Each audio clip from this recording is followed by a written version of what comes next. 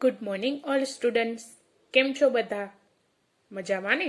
આજે આપણે ભણીશું વિશે સામાજિક વિજ્ઞાન ચેપ્ટર નંબર 9, જેનું નામ છે મૂળભૂત હકો, મૂળભૂત ફરજો અને રાજ્યનીતિના માર્ગદર્શક સિદ્ધાંતો.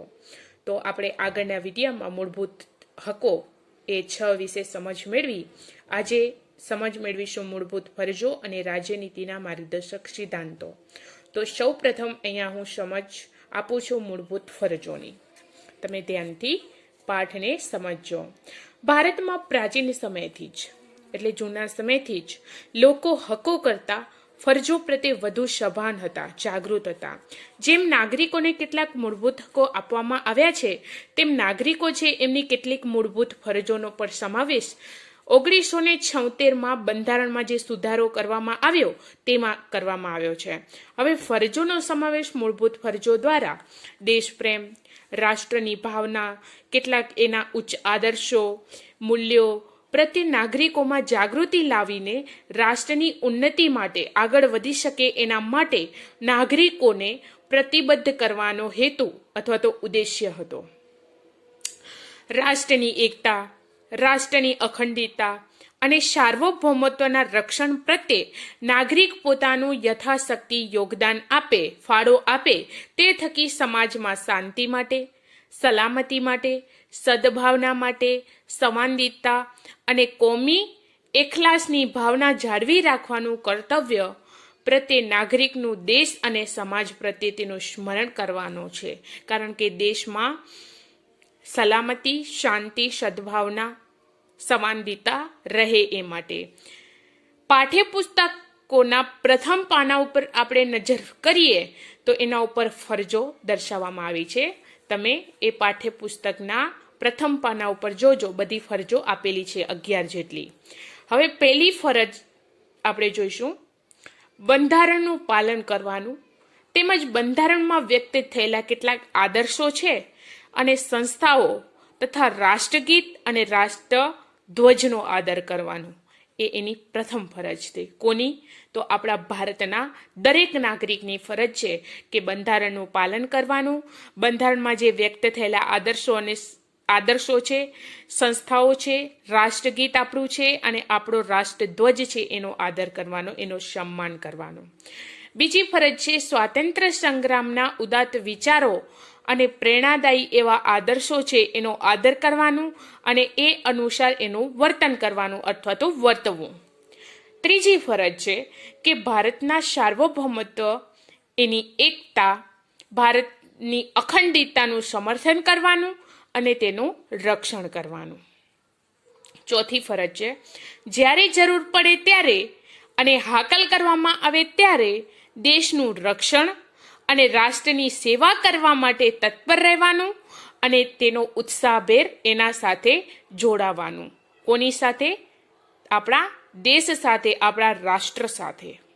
પાંચમી ફરજ ભારતના બધા લોકો વચ્ચે ભાઈચારાની ભાવનામાં વૃદ્ધિ થાય, એટલે કે ભાઈચારાની ભાવના વધે એના માટે લોકો વચ્ચે સંવાદિતા સ્થાપવી અને સ્ત્રીઓના ગૌરવને, જો સ્ત્રીઓ આગળ વધતી હોય કોઈ પણ ક્ષેત્રે તો એને હાનિ એટલે કે નુકસાન ન પહોંચાડે, એટલે કે કોઈ નુકસાન પહોંચાડતું હોય તો એવા વ્યવહારો, કુટુંબ પ્રથાને એવી બધી ચાલતું હોય જે સ્ત્રીઓને ગૌરવ મળતું હોય એટલે આગળ વધવા ન દે, તો એને નુકસાન પહોંચાડનારા જે વ્યવહારો હોય એનો ત્યાગ કરવાનો.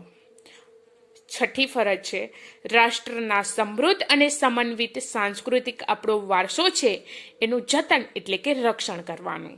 સાતમી ફરજ છે જંગલો, સરોવર, નદીઓ અને વન્યજીવો સહિત જે કુદરતી પર્યાવરણનું એ રક્ષણ કરવાનું આપણને અને સમૃદ્ધ કરવાનું તથા સજીવો પ્રત્યે અનુકંપા રાખવાની.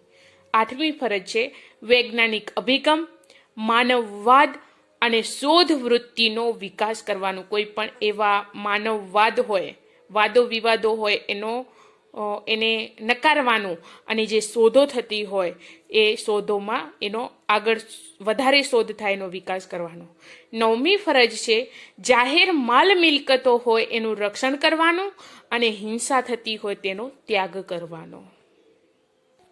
10મી ફરજ છે વ્યક્તિક અને સામૂહિક પુરુષાર્થના ક્ષેત્રોમાં ઉત્કૃષ્ટતા સિદ્ધ કરવા માટે સતત પ્રયત્નશીલ રહેવાનું અને રાષ્ટ્ર પ્રગતિ અને સિદ્ધિના સોપાનો ઉત્તરોત્તર સર કરતું રહેવાનું. 11મી છેલ્લી ફરજ છે મફત, ફરજિયાત અને સાર્વત્રિક રીતે દરેક દેશના મતલબ કે આપણા દરેક રાજ્યના આપણા ભારત જ દેશના શિક્ષણ પ્રત્યે પોતાના પાલ્યને આપવાનું અને તેના માતા પિતાની ફરજ રહેશે કે દરેક પોતાનો બાળક છે એ મફત, ફરજિયાત અને સાર્વત્રિક શિક્ષણ પ્રાપ્ત કરી શકે. એટલે ભારતમાં 6 જાન્યુઆરીને મૂળભૂત ફરજ દિન તરીકે ઉજવવાનું નક્કી થયું છે.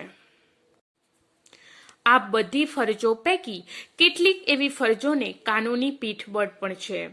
એનું પાલન નહીં કરનારને સજા પણ થાય છે, કારણ કે એનું પાલન કરવાનું ફરજોનું. નાગરિકો ફરજોનું પાલન કરે તે માટે તેનામાં સભાનતા અને જાગૃતતા ઊભી કરવાના પ્રયાસો છે એ શિક્ષકોએ પ્રયત્નશીલ બનીને કરવા જોઈએ, કારણ કે દરેક નાગરિક છે શિક્ષણ પ્રત્યે જ્યારે શિક્ષણ પ્રાપ્ત કરતો હોય ત્યારે શિક્ષકોએ એને બધી માહિતી અથવા તો સભાનતા અથવા તો જાગૃતિ એનામાં ફેલાવી જોઈએ નાગરિકને. સમાજમાં પ્રવર્તતા કેટલાક સામાજિક દૂષણો અને અનિષ્ટો થતા હોય છે. અસ્પૃશ્યતા, વેઠ પ્રથા, બાળ મજૂરી કરાવે, નાના નાના બાળકોને સ્ત્રીઓનું શોષણ થાય, જાતીય સતામણી થાય, હેરાન કરવામાં આવે, દહેજ પ્રથા, સ્ત્રી ભ્રૂણ હત્યા એટલે કે એને પેટમાં જ મારી નાખે, કુરિવાજો, અંધશ્રદ્ધાઓ, વહેમો સદંતર નાબૂદ થાય એ જોવાની જવાબદારી અને ફરજ દરેક નાગરિક છે એ આપણી છે, દરેક નાગરિકની છે. બધા આપણે જે છીએ એ બધી આપણી જવાબદારી છે. સંવેદનશીલ અને જાગૃત નાગરિક તરીકે આપણે શું કરવું જોઈએ એનું સ્પષ્ટ દિશા સૂચન આ ફરજો આપણને આપે છે. જો ભવિષ્યના નાગરિક એવા બાળકો અને કિશોરોમાં આ ફરજોનો વ્યાપક પ્રમાણે પ્રસાર અને પ્રચાર નહીં થાય થાય અને તેના મહત્વ અને ઉપયોગિતાનું સતત અને સઘન શિક્ષણ આપવામાં આવે તો ભવિષ્યના નાગરિકોમાં સામાજિક અને રાષ્ટ્રીય ઉત્તરદાયિત્વની ભાવના, એની ક્ષેત્રે વિશ્વ બંધુત્વ, ન્યાય અને શોષણવિહીન સમાજના ઉચ્ચ આદર્શો ફળીભૂત થઈ શકે છે. કારણ કે બધા છે દરેક નાગરિકની ફરજ છે કે એવી આપણે છે કે એ બધું દૂર કરવાનું, વેઠ પ્રથાઓ, બાળ મજૂરી નહીં કરવાની, અસ્પૃશ્યતા, સ્ત્રી શોષણ થતા હોય છે એને દૂર કરવાનું. તો એ કોઈ સરકાર એને લગતું નથી, પગલાં ન ભરી શકે. મતલબ કે આપણે એવા જાગૃત થવા જોઈએ, આપણામાં જાગૃતતા હોવી જોઈએ જેથી આપણે એ બધું રોકી શકીએ એમ. તો આવી બધી ભાવનાઓ લોકોમાં હશે તો જે શોષણ થતું હશે એ પણ અટકી જશે અને સમાજની રચના છે એ ઉચ્ચ આદર્શ ફળીભૂત થઈ શકશે. હવે આપણે સમજ મેળવીશું રાજ્યનીતિના માર્ગદર્શક એવા સિદ્ધાંતોની. રાજ્યનીતિના માર્ગદર્શક સિદ્ધાંતોનો સમાવેશ બંધારણના 4થા ભાગમાં કરવામાં આવ્યો છે. હવે આ માર્ગદર્શક સિદ્ધાંતોનો ઉદ્દેશ વર્તમાન અને ભાવિ કેન્દ્ર જે હમણાં ચાલી રહ્યો છે એ સમય અને આગળની જે પેઢી હશે એના માટે એ કેન્દ્ર અને રાજ્ય સરકારોને જુદા જુદા નીતિ વિષયક એવા ક્ષેત્રોમાં કઈ કઈ નીતિઓ ઘડવી એ સંબંધે માર્ગદર્શન આપવાનું હશે. આ સિદ્ધાંતો માર્ગદર્શક છે, આપણને માર્ગદર્શન મળતું હોય છે. એનો અમલ કરવા રાજ્ય સરકારોએ બંધાયેલી નથી, પરંતુ નીતિ ઘડતરમાં આ સિદ્ધાંતો હશે એ કેન્દ્રમાં રાખીને નીતિઓ ઘડવાની અને તેનો અમલ કરવાની રાજ્યની નૈતિક ફરજ હોય છે. હવે આ સિદ્ધાંતોનો સૌથી મહત્વનો ઉદ્દેશ અથવા તો હેતુ એ છે કે તમામને રાજકીય, સામાજિક અને આર્થિક ન્યાય મળી રહે. કોને? નાગરિકોને. તેવી સમાજ રચનાની સ્થાપના કરવાનો છે. હવે રાજ્યના ઉદ્દેશો છે એટલે કે હેતુઓ છે અને તેના ધ્યેયોની પૂર્તિ માટે રાજ્યની નીતિ ઘડતરમાં દિશા એવું સૂચન આપવાનો છે. ન્યાયતંત્ર દ્વારા આ સિદ્ધાંતોનો અમલ કરવાની જોગવાઈ બંધારણમાં હોતી નથી. હવે આ મૂળભૂત સિદ્ધાંતોથી આપણને કોઈ પણ કાનૂની અધિકારો પ્રાપ્ત થતા નથી કે તેનાથી કોઈ કાનૂની પીઠબળ મળતું નથી કે કાનૂની ઉપાયો પણ પ્રાપ્ત આપણને થતા નથી. તેમ છતાં રાજ્યના કાયદાઓ ઘડતી વખતે તથા તેના સંચાલનમાં તે પાયાના હોય છે. કાયદાઓ કેટલાક હકો આપણને મળ્યા છે. હવે એ હકો છે એનો સમાવેશ બંધારણમાં મૂળભૂત હકોમાં સમાવેશ કર્યો છે, જે તત્કાળ આપી શકાય તેવા હતા. શું? હકો. પરંતુ બીજા ઘણા હકોનો સમાવેશ રાજ્યનીતિના માર્ગદર્શક સિદ્ધાંતોમાં કરવામાં આવ્યો છે, જે જેમ જેમ રાજ્ય વ્યવસ્થા સદ્ધર અને મજબૂત બનતી જશે તેમ તેમ ભવિષ્યમાં આ હકો છે એ આપતા જવાનો વિચાર પણ બંધારણ સભાનો હતો. ડોક્ટર બાબા સાહેબ આંબેડકરે તેનું મહત્વ દર્શાવતા તેને દેશના શાસનના તેઓ પાયારૂપ સિદ્ધાંતો છે એવું જણાવ્યું છે. કોણ? બંધારણ સભાના આપણે અધ્યક્ષ કહીએ બાબા સાહેબ આંબેડકર, એનું મહત્વ દર્શાવ્યું છે. આપણા બંધારણમાં રાજકીય લોકશાહી સ્થાપવાનો આપણે પ્રયાસ કર્યો છે કે આપણા બંધારણમાં રાજકીય રીતે આપણે લોકશાહી સ્થાપી શકીએ, પરંતુ સામાજિક અને આર્થિક લોકશાહીની સ્થાપના વિના આપણે રાજકીય લોકશાહી અધૂરી બની જાય છે.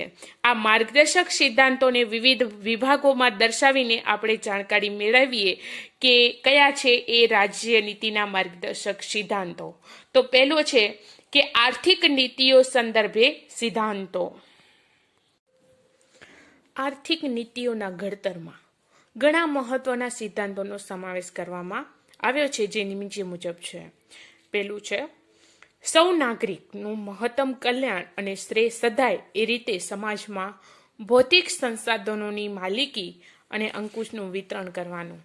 એટલે જો નાગરિકનું મહત્તમ કલ્યાણ સાધવું હોય તો સમાજમાં જે ભૌતિક સંસાધનો છે, જે આપણને જરૂરી છે સંસાધનો, એની માલિકી અને એનું વિતરણ હોવું જરૂરી છે આર્થિક ક્ષેત્રે.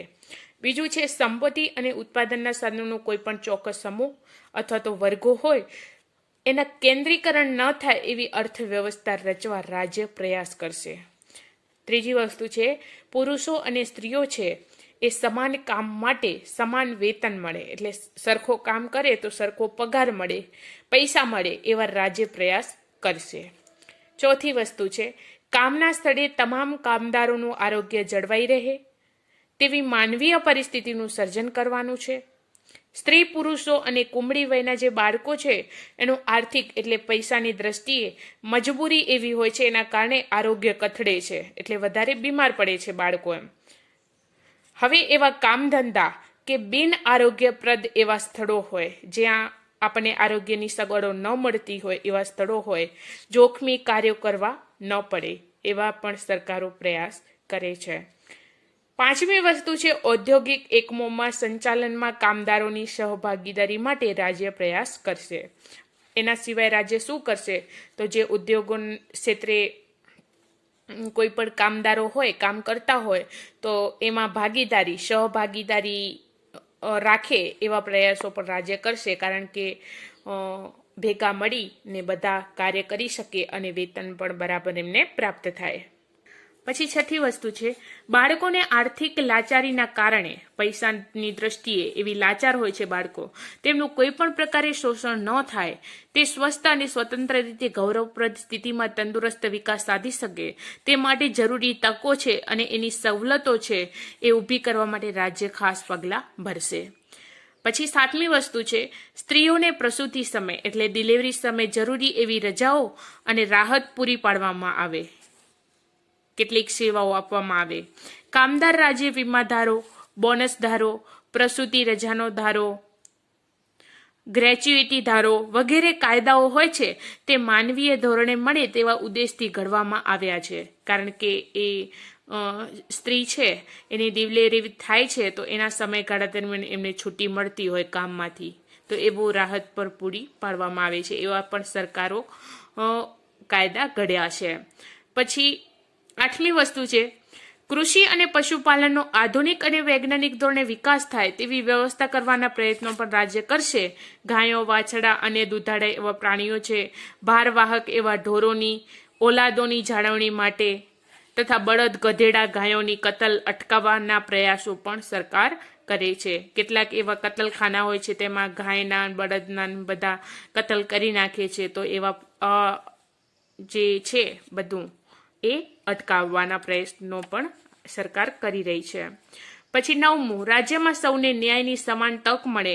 આર્થિક અસમર્થતાના કારણે કોઈ પણ જરૂરતમંદ એવા નાગરિકો હોય એને ન્યાય મેળવવા માટે એને તક મળે તો એ તકનો લાભ લઈ શકે, તકોનો ઇનકાર કરવામાં આવશે નહીં, તથા તેઓને મફત કાનૂની સહાય મળી રહે તેવા રાજ્ય પ્રબંધ કરે અને કાયદાઓ ઘડશે. એમ કે કોઈ પણ નાગરિક છે એ ભારતનો, એ રાજ્યનો, તો એ રાજ્યમાં મફત કાનૂની સહાય મળી શકે એવા પણ પ્રયત્નો રાજ્ય કરે છે, એવા કાયદા પણ ઘડશે.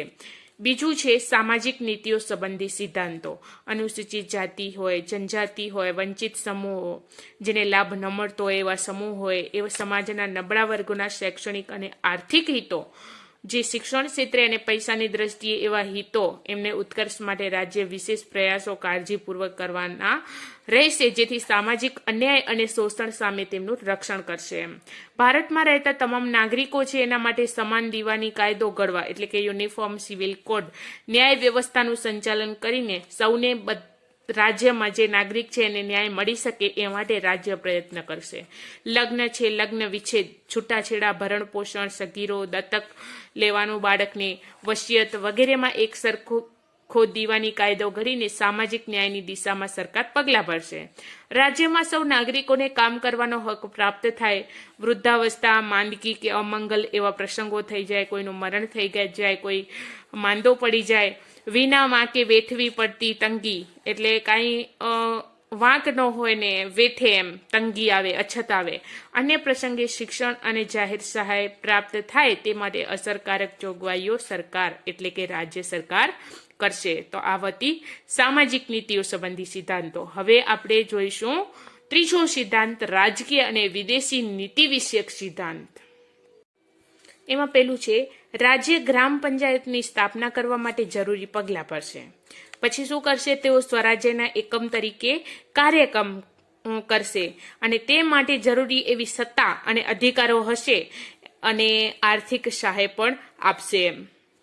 પછી બીજી વસ્તુ, રાજ્ય સેવાઓમાં ન્યાયતંત્રને કારોબારીથી અલગ અને સ્વતંત્ર કરવા માટે પગલાં ભરશે, જેથી ન્યાયાધીશો છે એ નિષ્પક્ષ, ન્યાયાધીશો એટલે કોણ? કોર્ટમાં જે ન્યાયાધીશો હોય એ, બરાબર, કેસ લડે એ નિષ્પક્ષ, નિડર અને નિર્ભીક રીતે ભય વગર ન્યાય ચૂકવી શકે.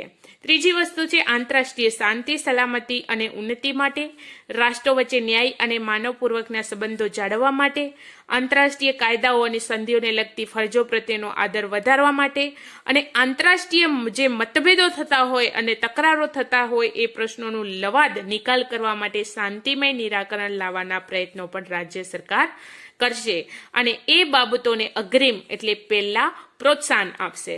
ચોથી વસ્તુ છે, ચોથો સિદ્ધાંત, શૈક્ષણિક અને સાંસ્કૃતિક નીતિઓ સંબંધી સિદ્ધાંતો.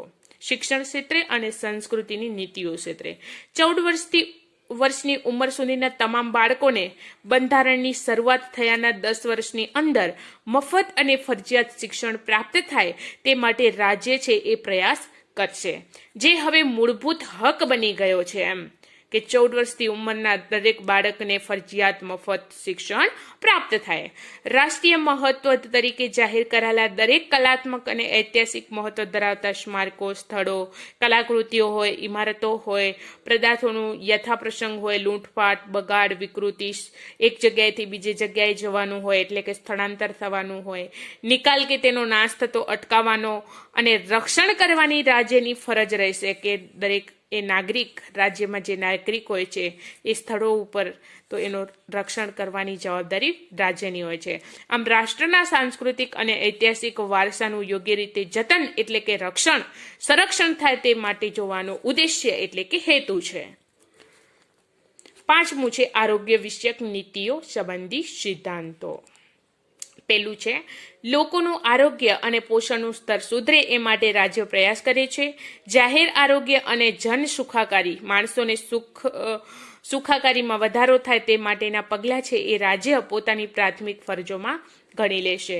પછી આરોગ્ય માટે જે હાનિકારક, નુકસાનકારક એવા કેફી પદાર્થો છે, પીણા છે, માદક દ્રવ્યો છે, એના ઉપર રાજ્ય પ્રતિબંધ મૂકવાના પ્રયાસો પણ કરી રહી છે. ઔષધિના હેતુઓ સિવાયના માદક પીણા છે, ડ્રગ્સ, નશાયુક્ત પદાર્થોના ઉપયોગ ઉપર પ્રતિબંધ રાજ્ય મૂકશે. પછી દેશના પર્યાવરણનું રક્ષણ થાય અને તેમાં જરૂરી સુધારા થાય એ માટે રાજ્ય પ્રયાસ કરશે. દેશના જંગલો અને વન સૃષ્ટિ છે એના રક્ષણ માટેનો ખાસ પ્રબંધ છે એ રાજ્ય કરશે. તો આ વાત થઈ આરોગ્ય વિષયક નીતિની. હવે આપણે જોઈએ આગળ એમાં જ ચોથો પોઈન્ટ, કામદારોને કામના સ્થળે આરોગ્યપ્રદ વાતાવરણ પ્રાપ્ત થઈ શકે. પછી નવરાશની પળોમાં સામાજિક અને સાંસ્કૃતિક વિકાસની પૂરી એવી તકો મળી શકે. માનસિક તંદુરસ્તી બક્ષવા માટે મનોરંજનની સુવિધાઓ મળી શકે તેવા પ્રયત્નો રાજ્યોને જણાવેલ છે કે એ કામદારો કોઈ પણ સ્થળે કામ કરતા હોય તો એને આરોગ્યપ્રદ એટલે માંદા ન પડે એવું સરસ મજાનું વાતાવરણ પ્રાપ્ત થાય અને નવરાશની સમયમાં એ સામાજિક સાંસ્કૃતિક વિકાસ એની થઈ શકે એની પૂરતી તકોનો પ્રયાસ રાજ્ય કરી રહી છે. આમ રાજ્ય નીતિના માર્ગદર્શક સિદ્ધાંતોના હેતુ એવી સમાજ વ્યવસ્થા અને રાજ્ય વ્યવસ્થા ઊભી કરવાનો છે જેમાં શક્ય હોય એટલું સત્તાનું વિકેન્દ્રીકરણ થાય, ધાર્મિક કે જ્ઞાતિ આધારિત ભેદભાવ રહિતની સમાજ રચનાનું સમતામૂલન થાય, શોષણ મુક્ત અને કલ્યાણલક્ષી સમાજ વ્યવસ્થા બની રહે, અર્થવ્યવસ્થા સ્થાપવાનો ઉદ્દેશ્ય છે આ રાજ્યનો. અર્થાત સામાજિક લોકશાહી અને આર્થિક લોકશાહીની સ્થાપનાનો છે કે સામાજિક સમાજ ક્ષેત્રે લોકશાહી જળવાઈ રહે અને લોકશાહીમાં લોકોને આર્થિક પૈસાની દ્રષ્ટિએ લોકોનો વિકાસ થઈ શકે એ માટેનો છે. સામાજિક સલામતી દ્વારા સમાજના નબળા વર્ગો છે એના ઉત્કર્ષ માટે વિવિધ કલ્યાણકારી એવી યોજનાઓ છે એ અમલમાં રાજ્ય કરશે એવી અપેક્ષાઓ રાખવામાં આવી છે. લોકશાહી કેવળ રાજકીય ક્ષેત્ર પૂરતી સીમિત ન રહે પણ સામાજિક અને આર્થિક ક્ષેત્ર સુધી તે વિસ્તરણ થવું જોઈએ. તે થકી શોષણ અને અન્યાય મુક્ત એવી ક્ષમતામૂલક ન્યાયી સમાજ વ્યવસ્થાનું સ્વપ્ન સાકાર કરવાની જવાબદારી રાજ્ય સરકારના માથે મૂકવામાં આવી છે કે એવું બધું મતલબ કે કોઈ પણ સમાજ અને આર્થિક ક્ષેત્રે લોકોને લાભ મળી રહે, એનું શોષણ ન થાય, એના સામે અન્યાય ન કરવામાં આવે, એને પૂરતો ન્યાય મળે એ માટેની બધી જવાબદારી રાજ્યની હોય છે. અને મૂળભૂત હકો રાજ્યની સત્તાને મર્યાદિત કરે છે જ્યારે રાજ્યનીતિના માર્ગદર્શક સિદ્ધાંતો છે એ રાજ્યની સત્તાને વિસ્તારે છે. મૂળભૂત હકો રાજકીય લોકશાહી સ્થાપે છે જ્યારે સિદ્ધાંતો છે એ સામાજિક અને આર્થિક લોકશાહી સ્થાપવાનું ધ્યેય એટલે કે હેતુ ધરાવે છે. તેમની વચ્ચે કોઈ વિરોધ નથી, તેઓ એકબીજાના પૂરક છે. કોણ? રાજ્યનીતિના માર્ગદર્શક સિદ્ધાંતો અને મૂળભૂત હકો. તો મિત્રો અહીંયા મૂળભૂત હકો, મૂળભૂત ફરજો અને રાજ્યનીતિના માર્ગદર્શક સિદ્ધાંતો આ 9મું ચેપ્ટર આપણે અહીંયા પૂરું કરીએ છીએ. Thank you.